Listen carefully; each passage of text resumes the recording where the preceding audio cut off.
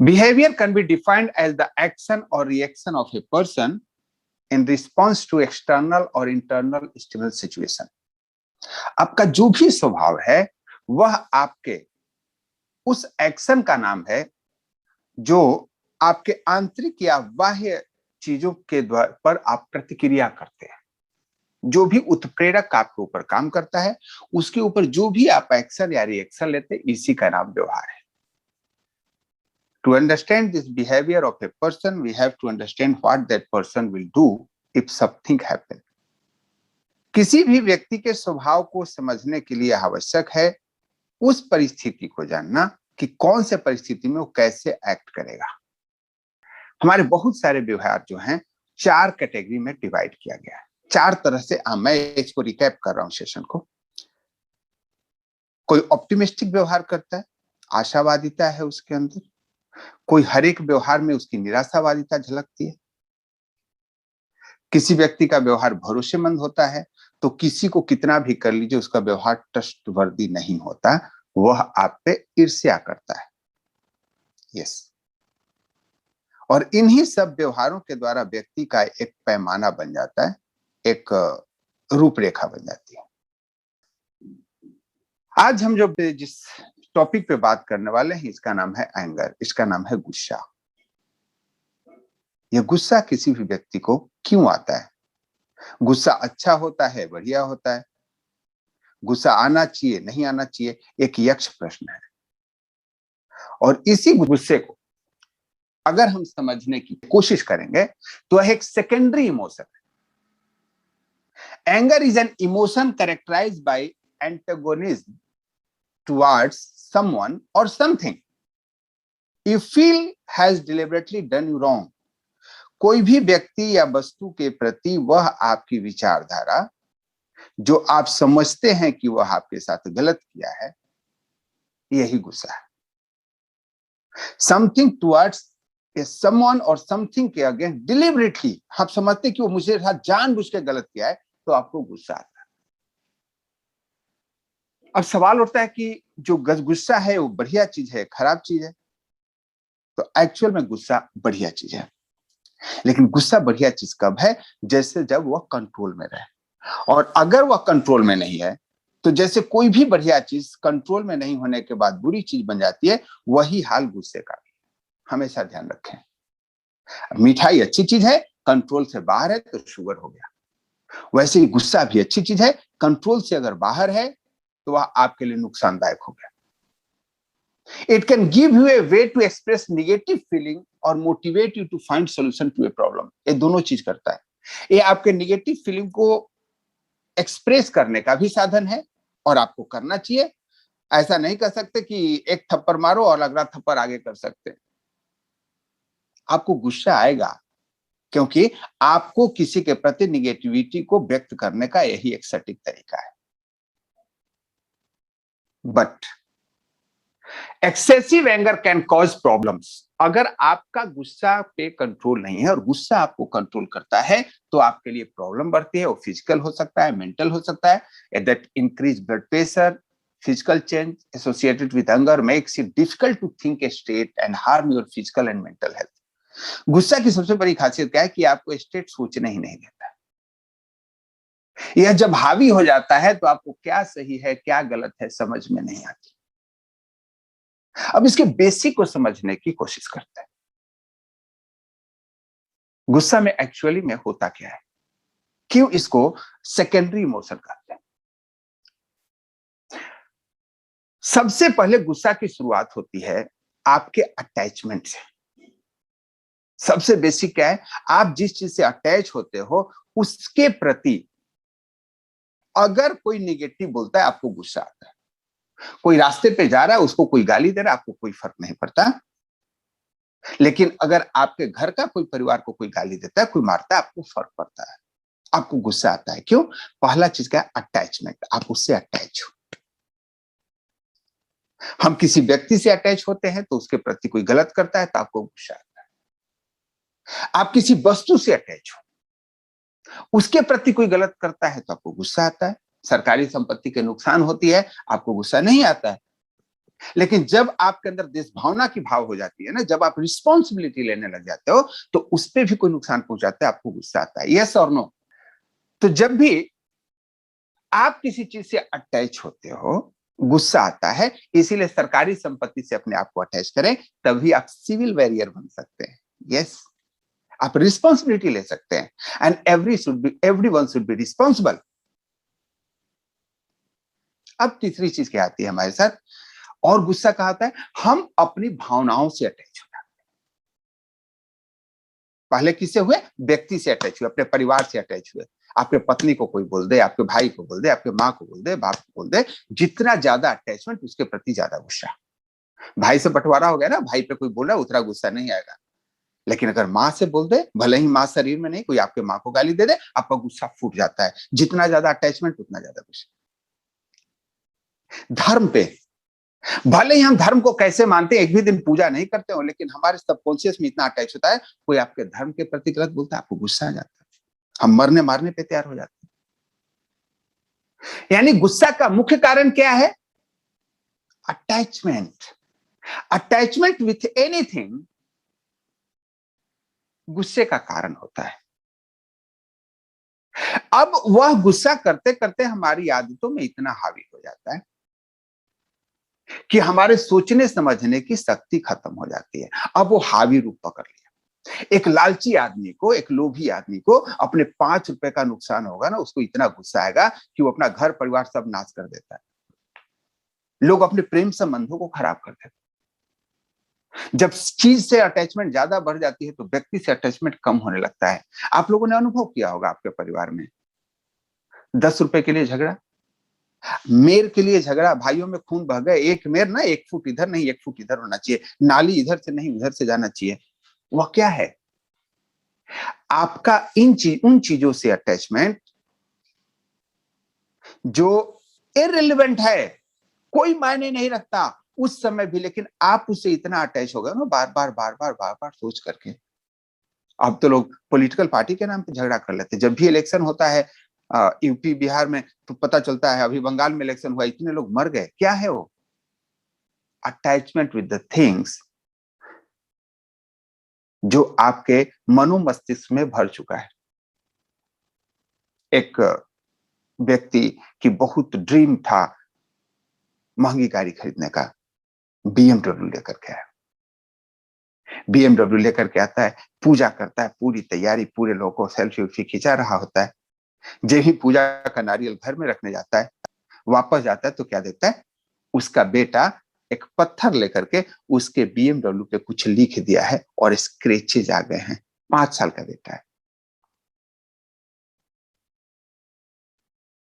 इतना गुस्सा आता है कि वो अपने बेटे के जो हाथ पे लिख रहा था उस पर हथौड़ा मार देता है, उसकी 2 उंगलियां कट जाती।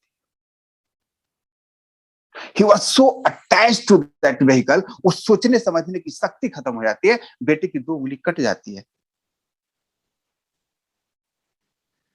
जब जाकर देखता है तो बेटे ने उस पर पत्थर से लिख रखा होता है, आई लव यू पापा। उस बच्चे को सोचने समझने की शक्ति नहीं है। उसने बाप को स्वास्तिक बनाते हुए देखा कि पापा इस पे कुछ लिखे हैं, मैं भी कुछ लिखता हूं। लेकिन इस व्यक्ति का अटैचमेंट व्हीकल से इतना हो गया है कि अपने बच्चे को ध्यान नहीं दिया। डू यू थिंक गुस्सा क्या है? किसी भी चीज से आप इतने अटैच हो जाते हो, जब उस अटैचमेंट की वजह से सोचने समझने की आपकी शक्ति समाप्त हो जाती है, इसका मतलब गुस्सा अब आपको खा रहा है। यह गुस्सा आता क्यों है? क्योंकि आप कंप्लीट नहीं होते हो। आप कंप्लीट नहीं होते, इसलिए गुस्सा आता है।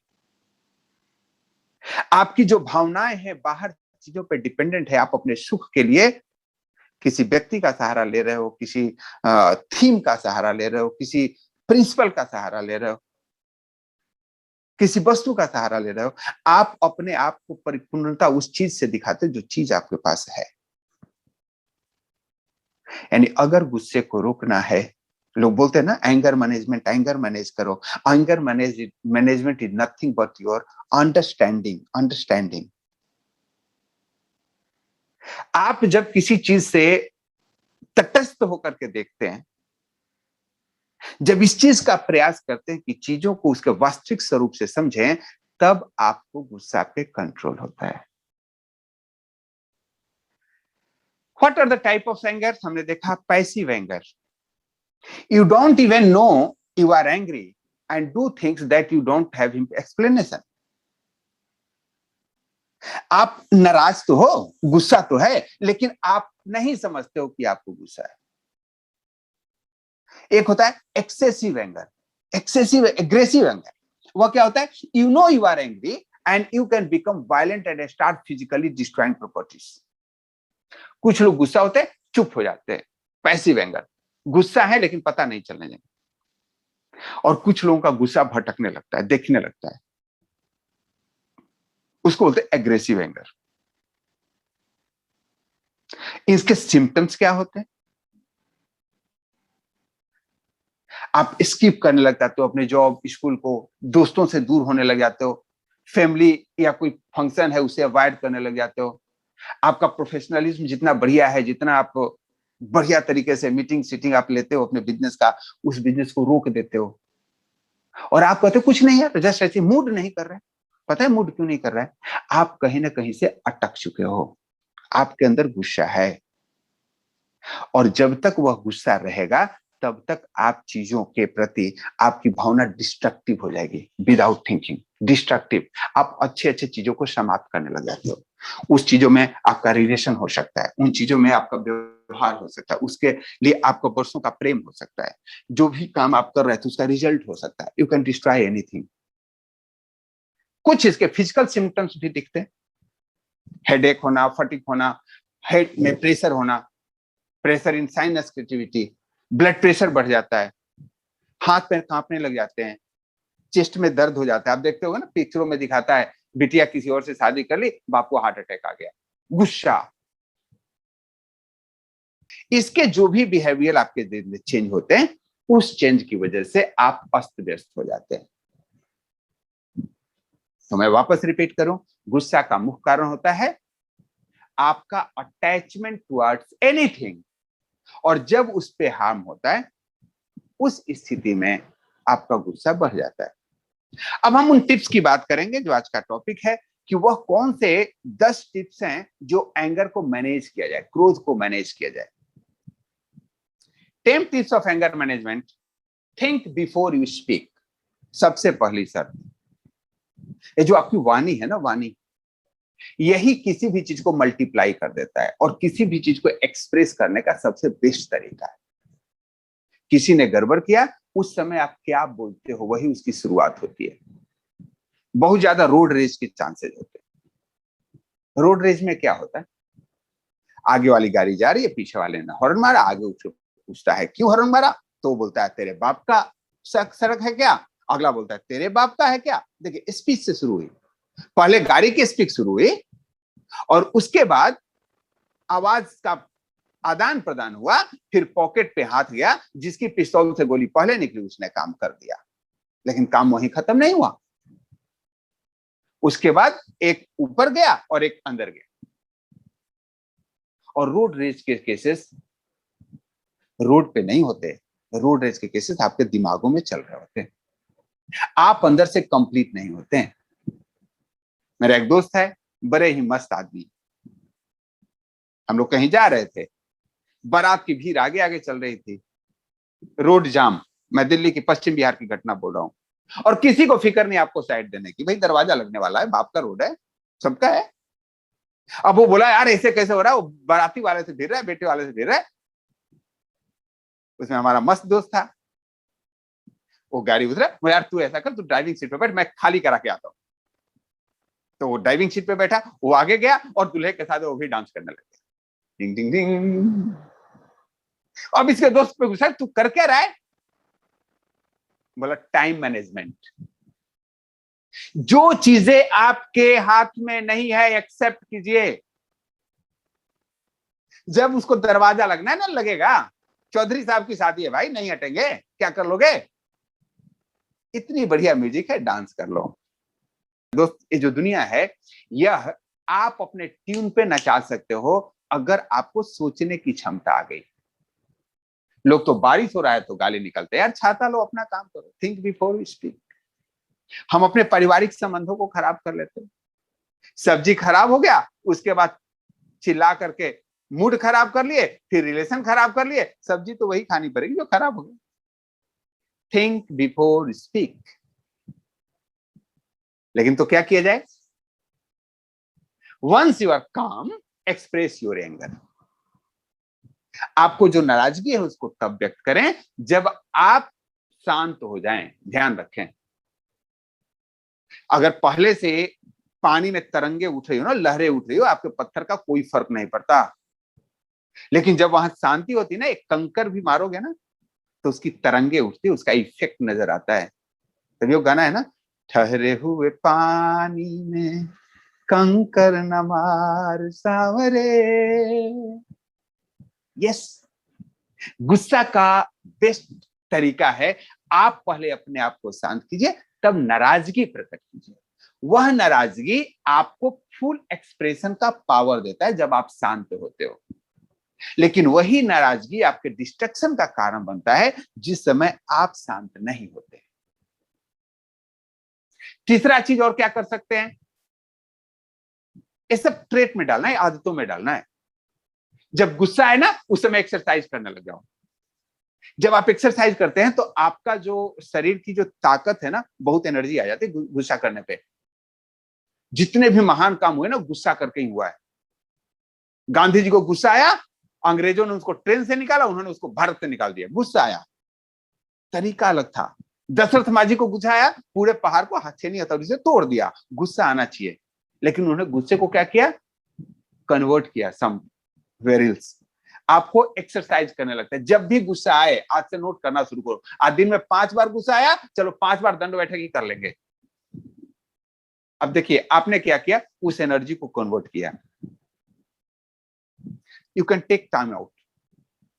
पति पत्नी में झगड़े की शुरुआत हुई और आपको अचानक ब्रेक लगा रहे, शर्मा सर के सेशन में सुने थे, टाइम आउट लेना है। टाइम आउट होता है ना मैच में, जब आप कोई मैच खेल रहे होते हो और आपकी तरफ से हमेशा गलती होती है, आपके टीम का कोऑर्डिनेशन नहीं है, हम तुरंत रेफरी को इशारा देते हैं अपने हाथ के नीचे उंगली लगा के, सर टाइम आउट 2 मिनट, हम लोग को मैनेज नहीं हो पा रहा है। You should take a time out, थोड़ी बात में बात कर लेते हैं। यस, बहुत अच्छा टॉपिक है। आपका स्टैंड क्या है वो आपको नजर नहीं आता, अगले का स्टैंड नजर नहीं आता। क्रोध जब हावी हो जाता है ना, टाइम आउट ले लीजिए। कोई खाने के बाद कर लेते हैं बात, सुबह उठ के बात कर लेते हैं। जब कोर्ट में क्या होता है, जब तीखा बहस चलने लगता है ना, जज बोलता है ओके टाइम आउट, अगली डेट दे देता है। आप भी ना झगड़ा के समय जब स्थिति खराब होने लगे, टाइम आउट कर लीजिए, डेट दे दीजिए। और क्या किया जा सकता है? Identify possible solution. जो चीजें हो गई, गुस्सा कब आता है? जो चीजें घटना घट गई। What's happen is happen, rest are stories. जो आपके साथ घटना घट जाती है, हमारे सेशन वाले समझ रहे होंगे क्या डिस्टिंक्शन यही है, what's happen is happen, rest are stories. जो भी आपके साथ घटना घटती है ना, उसके ऊपर आप कहानी बना लेते हो और उस कहानी को सत्य समझने लगते हो। आपको क्या बनाना है? पॉसिबिलिटी क्या है, उसकी सॉल्यूशन क्या हो सकती है। मैं अपने बेटे के साथ गाड़ी से जा रहा था, अब मैंने उसको बोला लेफ्ट लेना है बेटा, उसको ध्यान नहीं रहा, सेकंड लेन में था and he is very discipline in vehicle. अगर उस लेफ्ट लेन में नहीं है जहां से चेंज करना, राइट स्ट्रीम राइट में नहीं, अगर राइट लेने के लिए तो राइट नहीं लगा, वो फिर अगले रेड लाइट से घूम करके आएगा। अब साथ में उनकी मम्मी थी, बोला तुमको यहाँ घूमने के लिए पापा बोले थे। ही वाज सो काम। बोला मम्मी क्या हो जाएगा, 2 रुपए के गैस ज्यादा लग जाएगा, अगले चौराहे से आ जाएंगे। 2 रुपए के लिए रिलेशन खराब करना है क्या आपको हमें डांट के?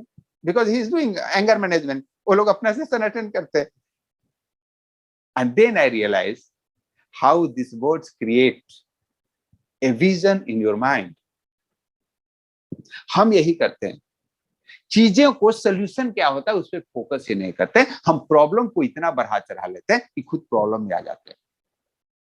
It is clear to all? जब भी कोई काम बिगड़ जाए तो उसके सॉल्यूशन पे फोकस करेंगे तो स्थिति नहीं बिगड़ेगी। हम उस प्रॉब्लम को ही रिपीट करते रहते हैं। We live in the past, हम हमेशा पास्ट में जीते हैं। And stick to I statement. Problem आपके साथ है, सॉल्यूशन भी आपके साथ होगा। आई स्टेटमेंट क्या होता है? जब भी आप किसी चीज के लिए कहते हो और आपको गलत लगती है, हम तुरंत कहते यू आर रॉन्ग, तूने काम बिगाड़ दिया, तेरी वजह से काम बिगड़ गया। अगर इसी चीज को मान लीजिए कि आपके ऑफिस में कोई काम खराब हो गया, आप अपने सबऑर्डिनेट्स को या अपने एम्प्लॉय को बोलते हैं तूने यह काम गड़बड़ किया, ही विल फील ऑफेंसिव, और फिर वो डिफेंसिव मोड में आएगा। नहीं सर आपने लेट बताया था, नहीं सर कंप्यूटर हैंग हो गया था, नहीं सर इंटरनेट नहीं चल रहा था, many thing, he will give you reasons. और अगर आप यही बात को ऐसे करते हैं, यार आई एम वेरी अपसेट, ये काम पूरा नहीं हुआ, आई एम अपसेट, मैं अपसेट हूं कि ये काम पूरा नहीं हुआ, व्हाट कैन बी डन। अब अगला उस समय बोला सर अभी मैं करके देता हूं। अगला डिफेंसिव मोड में नहीं आ रहा है, आप अपने एंगर को बता रहे, आप नाराज हैं, आप परेशान हैं, आपको ऐसा हुआ है, इन प्लेस ऑफ कहीं तूने गलत किया। हमेशा ध्यान रखें, शब्दों का खेल है। आप जो भी हो ना, आपका जो भी व्यवहार है, आपका जो भी रिलेशन है, वो आपके शब्दों पर डिपेंड करते हैं। एक ही शब्द का इस्तेमाल करके लोग अपना काम करवा लेते हैं, और एक ही शब्द का इस्तेमाल करके लोग अपने बने बनाए काम को बिगाड़ देते हैं। रिजल्ट पे उनका फोकस नहीं होता, सॉल्यूशन पे फोकस नहीं होता, उनका फोकस होता है ब्लेम गेम पे। Don't hold a grudge. आप अपने मन में कोई दुर्भावना को न रखें, बैकग्राउंड से बाहर निकलें। पिछली बार भी ऐसा ही किया था, पिछली बार ही ऐसा किया था। You are so stuck up with your past, और पास्ट आपके दिमाग में ना घुर घुर के ये करता है, चैटरिंग करता है। वो आपको बहुत सारे पुराने एक्सपीरियंस, पुरानी कहानियां सुनाता है। उस समय भी ऐसा हुआ था, 1942 लव स्टोरी में भी यही हुआ था, और शोले पिक्चर में भी यही हुआ था, इसमें भी यही होगा। आप नई कहानी का आनंद ही नहीं ले पाते हो, आपके अपने बैकग्राउंड में गार्बेज चल रहा है। आपको उससे निकलना पड़ेगा। जब तक आप उससे बाहर नहीं निकलेंगे, एंगर को मैनेज नहीं कर पाएंगे। और क्या कर सकते हैं? तो एक मुन्ना भाई एमबीबीएस पिक्चर था, उसमें जब अगले को गुस्सा आता था ना, खूब हंसता था, हे हे हे हे, खूब हंसता था। वो एंगर मैनेज करता था। आपको हंसना ही नहीं है, हंसाना भी है। कुछ अच्छा सा जोक याद करो उस समय, क्या हो सकता है? गंदा सा नहीं, अच्छा सा। You have to give your mind a separate test. Newton की जो गति है ना, वो आपके माइंड पे भी काम करता है। न्यूटन की जड़त्व का सिद्धांत क्या है? जो वस्तु जिस स्थिति में रहती है उसी में रहना चाहती है, यस और नो? जो वस्तु जिस स्थिति में रहती है उसी स्थिति में रहना चाहती है, यही तो एंगर है। आप अगर एक बार क्रोध में हैं तो आप क्रोध में ही रहना चाहते हैं, you always be in that. तो उससे बाहर निकलने का आग को पानी से बुझाया जा सकता है। तो आप अपने टेंशन को ह्यूमर से बुझा सकते हैं। कुछ दोस्त होते हैं, इंस्टेंट झगड़ा हुआ वो तुरंत एक जोक फेंक देता है। कुछ लोग हंसते हैं, कुछ उस पर गुस्सा करते हैं। रिजल्ट क्या होता है आप लोगों ने देखा होगा, और ऐसे दोस्त को सभी लोग लाइक करते हैं। जब कोई टेंशन की स्थिति होगी ना, वो कोई ना कोई संता बनता की कहानी लेकर उसमें घुसेड़ देगा। Yes, that is skill and everybody can develop. आपके घर में कोई टेंशन की बात हो ना, पति पत्नी में, एक नया सा जोक याद रखो और आप इंजॉय करोगे। कितनी भी बेलन सख्त आपकी तरफ चला हो, बीच में ही रुक जाएगा। इतना पावर होता है ह्यूमर जोक्स में। हम लोग क्या करते हैं, एक टेंशन हुआ, एक पत्नी ने कुछ बात किया, पति ने दूसरा बात किया, दोनों दूसरे बात का अर्थ निकाले, दोनों दोनों की बैकग्राउंड। अच्छा आपके दिमाग में ये चल रहा था, अरे अच्छा आपके दिमाग में ये चल रहा था। दोनों के दिमाग में कचरा ही चलेगा, और फिर उस कचरे का मीनिंग निकालते हैं। इतने दिन से था, आपको अभी तक याद है हमारे जीजा जी ने मेरी शादी में क्या कहा था, आपको अभी भी मेरे पे शक है, ओहो तुम फोन पे किससे बात करते हो, मैंने आपका व्हाट्सएप पे देखा किसका लाइक होता है डिसलाइक होता है। अब देखो कचरे शुरू हो, कहानी कहां से शुरू थी और कहानी में कहानियां कहां बनने लग गई। Use humour to release tension. Tension को टेंशन से नहीं निकाला जा सकता। प्रैक्टिस रिलैक्सेशन स्किल्स, बहुत सारे ऐसे स्किल्स होते हैं जो आपको रिलैक्स देते हैं। मेरा बेस्ट प्रैक्टिस स्किल है, जब मैं गुस्से में होता हूं मुझे बहुत तगड़ी नींद आ जाती है। जब भी मैं टेंशन में होता हूं मुझे नींद आ जाती है। मैं 2 मिनट में सो सकता हूँ गुस्से में। अब लोग बोलते हैं कि यह प्रक्रिया तो आज तक मुझे किसी को समझ में नहीं आई। ये सबकी अपनी अपनी साधना है। लोगों को गुस्से में पूरी रात नींद नहीं आती और मैं गुस्से में सो जाता हूँ। कुछ लोग शवासन की प्रक्रिया करते हैं। सांस सबसे बेस्ट चीज है जिसके द्वारा आप प्रैक्टिस कर सकते हो। एक दिन में नहीं होगा, आप प्रैक्टिस कर सकते हैं।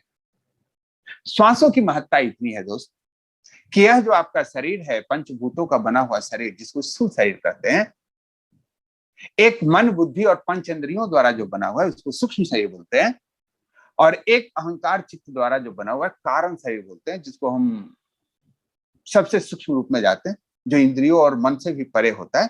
3 शरीरों से आपका शरीर बना हुआ है और तीनों को जोड़ने का कड़ी का काम जो करता है वो सांस है, जो आपको विजुअली दिखता है। आत्मा आप नहीं देखते हो, सांस देखते हो, महसूस करते हो, और यह तीनों को कंट्रोल करता है। आपका मन कहीं भी भटक रहा हो, सांस रोक दो, वो बेटा आपके औकात में आ जाएगा, आपके सामने आ जाएगा। शरीर कितना भी तरफ फरफ कर रहा है, अपनी सांस को रोक दो, वो अपनी औकात में आ जाएगा। और जो आत्मा है ना, आत्मा नाम की चीज, मिस्टर आत्माराम पांडे दुबे, वो आत्माराम जी भी सांस रोको, अपने आप व्यवस्थित हो जाते हैं, नहीं तो शरीर से निकलना पड़ेगा। तो जब भी गुस्सा आए या कोई भी ऐसा चीज अति उत्साही कार्य करने का हो, एक बार ध्यान दो, मेरा सासू मल है कि सासू नहीं, सांस कहाँ है। और जब ही आपको उस पे आते हैं ना, सब अपने अपने औकात पे आ जाते हैं। आपका क्रोध, आपका गुस्सा, आपका लस्ट, आपका लोभ, आपका पाप, क्योंकि जो भी है दुनिया में ना, इन सांसों के ऊपर ही है। Practice that relaxation skill. और उस सांसों के साथ कुछ नहीं करना है, उसको गिनती से 10 बार देखो, 10 बार सांस आया और गया कि नहीं। एक चीज हमेशा ध्यान रखें, हम गुस्से को शांत करने के लिए बाहर उपादान ढूंढते हैं, बाहर से उपाय ढूंढते हैं। बाहर से कोई आपके गुस्से को शांत नहीं करेगा, क्योंकि गुस्सा बाहर से आया ही नहीं है। गुस्सा आपके अंदर था, वह आपका इंटरनल प्रतिक्रिया की वजह से हो रही है, और उसको शांत करने का बेस्ट उपाय है कि आप स्वयं को कंट्रोल करें। यस, कभी क्या होती है, कोई भी बीमारी जब पुरानी हो जाती है तो आपके हाथ में नहीं रह सकता, नहीं रहता है। Then you should seek help. आप मदद ले सकते हैं, क्वेश्चन पूछ सकते हैं, आप साइकोलॉजिस्ट के पास जा सकते हैं, आप साइकेट्रिक के पास जा सकते हैं। तब आपको पता चलेगा life is empty and meaningless. Life is empty and meaningless.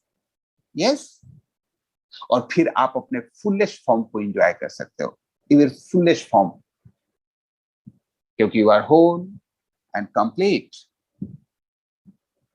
Thank you so much.